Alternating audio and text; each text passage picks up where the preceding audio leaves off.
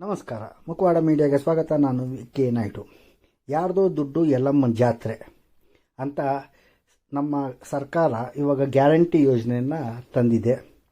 5 guarantee ಯೋಜನೆಗೆ ಹೆಚ್ಚು ಕಡಿಮೆ 60,000 ಕೋಟಿ ಬೇಕು. ಈ 60,000 ಕೋಟಿನ ಯಾವ ರೀತಿ ಜನರಿಂದ ಕಿತ್ಕೊಬೇಕು ಅಂತ ಯೋಚನೆ ಮಾಡಿ ಫಸ್ಟ್ ಅವ್ರು ಕೈ ಇಟ್ಟಿದ್ದೆ ನಮ್ಮ ಈ ಮದ್ಯದ ಅಂಗಡಿಗೆ, MRP ಸ್ಟೋರ್ ಎಣ್ಣೆಗೆ. ಈಗ ಅವ್ರ ಸರ್ಕಾರ ಬಂದ ಮೇಲೆ 3 ಸಲ ಅದರ ರೇಟ್ ಜಾಸ್ತಿ ಮಾಡಿದ್ದಾರೆ. ನೀವೆಷ್ಟೇ ರೇಟ್ ಜಾಸ್ತಿ ಮಾಡಿ ನಮ್ಮನ್ನು ನೀವೇನು ಅಲ್ಲಾಡ್ಸೋಕ್ಕಾಗಲ್ಲ ಅಂತ ನೋಡಿ. ಇಂಥವ್ರು ಕೆಲವೊಬ್ಬರು ಇರ್ತಾರೆ, ಬೆಳಿಗ್ಗೆನೆ ಈ ಥರ ಕುಡ್ದು ರೋಡಲ್ಲಿ ಮನ್ಕೊಂಡಿದ್ದಾನೆ, ರೋಡ್ಗೆ ಕಾಲು ಹಾಕ್ಕೊಂಡು ಮನ್ಕೊಂಡಿದ್ದಾನೆ. ಇದೇ ರೋಡಲ್ಲಿ ಬಸ್ಸು, ಲಾರಿ, ಆಟೋ, 2 ವೀಲರ್ ಎಲ್ಲ ಓಡಾಡುತ್ತೆ. ಇವನು ಇಷ್ಟು ಸುಖವಾಗಿ ಇಂಥ ಮೈನ್ ರೋಡಲ್ಲಿ ಮನ್ಕೊಂಡಿದ್ದಾನೆ. ಅದು ಎಲ್ಲಂದರೆ ಯಶವಂತಪುರ ರೈಲ್ವೆ ಸ್ಟೇಷನ್ ಮುಂದೆಗಡೆ ಸಾವಿರಾರು ಗಾಡಿಗಳಲ್ಲಿ ಓಡಾಡುತ್ತೆ. ಇಂಥವ್ರಿಗೆ ಏನು ಮಾಡಬೇಕು ನೀವೇ ಒಮ್ಮೆ ಯೋಚಿಸಿ. ನಮ್ಮ ಸರ್ಕಾರಗಳು ಕೆಲವೊಂದು ವಿಷಯದಲ್ಲಿ ಕಠಿಣ ಕ್ರಮ ಕೈಗೊಳ್ಳಬೇಕು.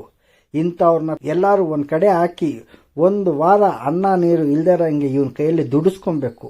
ಆವಾಗೇನಾಗುತ್ತೆ ಅಂತ ಇಂಥವ್ರು ನೋಡಿ ಕೆಲವೊಬ್ಬರಿಗೆ ಭಯ ಬರ್ತದೆ. ಸಾರ್ವಜನಿಕರ ಮುಂದೆ ಯಾವ ರೀತಿ ಇರಬೇಕು ಅಂತಲೂ ಒಂದು ಕ್ಷಣ ಯೋಚನೆ ಮಾಡ್ತಾರೆ. ಇದು ನೀವೇ ನೋಡಿ, ಪಕ್ಕದಲ್ಲಿ ಬಸ್ ಹೋಗ್ತಾ ಇದೆ, 2 ವೀಲರ್ಗಳು ಓಡಾಡ್ತಾ ಇದೆ.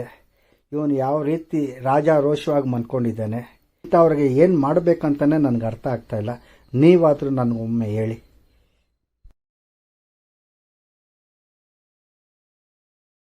ಸರ್ಕಾರಕ್ಕೆ ನಾನು ಇನ್ನೊಂದು ಸಲಹೆ ಕೊಡೋಕ್ಕೆ ಇಷ್ಟಪಡ್ತೀನಿ. ಏನಂದರೆ, ಇಂಥವ್ರನ್ನ ಕರ್ಕೊಂಡೋಗಿ ಒಂದು 5,000 to 10,000 ರೂಪಾಯಿ ಫೈನ್ ಹಾಕಿ. ಇಂಥವ್ರು ತುಂಬ ಜನ ನಮ್ಮ ಕರ್ನಾಟಕದಲ್ಲಿದ್ದಾರೆ.